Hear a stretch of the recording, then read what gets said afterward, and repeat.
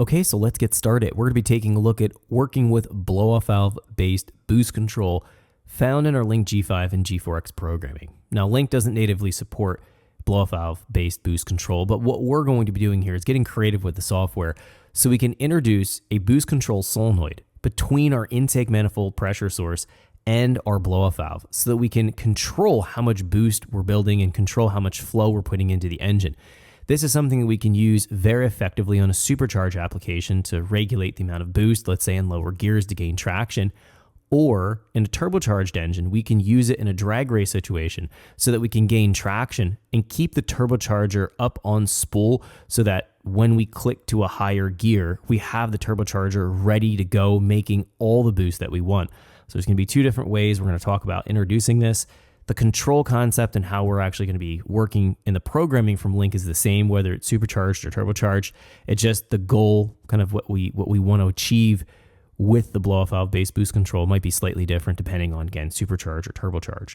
So let's go over here and talk about how we need to set up a blow-off valve, a boost control solenoid, and our vacuum lines, because it's super important that this is correct.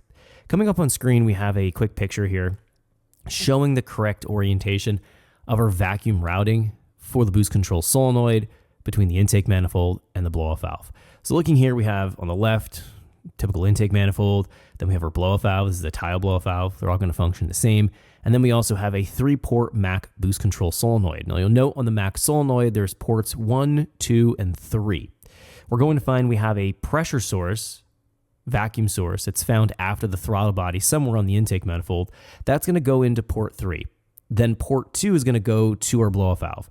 Port 1 is going to be vented to atmosphere. In this situation, when we're not sending any duty cycle output from the Link to the boost control solenoid to try to control it, the boost control solenoid will be in a normally open state. What that means is any pressure that goes into port 3 is going to go right into port 2, any pressure or vacuum. So the blow-off valve functions based on seeing pressure applied to the diaphragm assembly, so the nipple that's on the blow-off valve.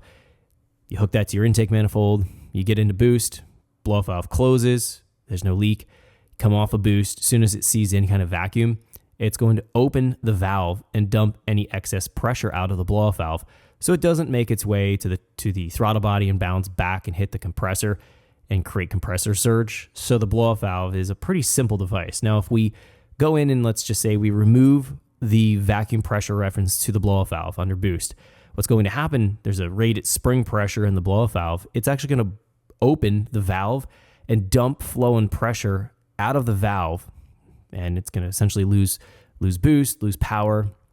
When we're working with the boost control solenoid now, we're introducing it into the system. We can command the boost control solenoid between 0 to 100% duty cycle. And essentially what's happening is we're controlling how much pressure is getting to the blow-off valve and essentially controlling how much that blow-off valve is either opening or closing. Obviously, in an ideal world, we'd want that blow-off valve to be fully shut in boost so we make the maximum power, boost, flow coming into the engine. But if we're trying to dump power, let's say in lower gears, we can actually open that blow-off valve up in a regulated amount and regulate the amount of boost pressure and regulate the amount of flow coming into the engine and ultimately the horsepower so we can gain traction in lower gears. We can use this concept whether it's supercharged or turbocharged, but the idea behind how we're going to be implementing this is the same, but what we're trying to accomplish is slightly different, whether it's supercharged or turbocharged. Let's talk about that real quick. On a supercharged application, superchargers are belt-driven. They're going to have a certain pulley size. We can't have a variable amount of boost with a supercharger. So the pulley is going to be fixed to whatever boost it's going to build, and that's going to be ultimately what we see for boost. Now, what we can do is size that pulley size up or down, whatever, to get more or less boost out of the supercharger. But let's just say first, second gear, we can only put down 8 to 10 pounds of boost. So whatever that produces is horsepower. But third, fourth, and fifth gear, we can run 20 pounds of boost with our supercharger.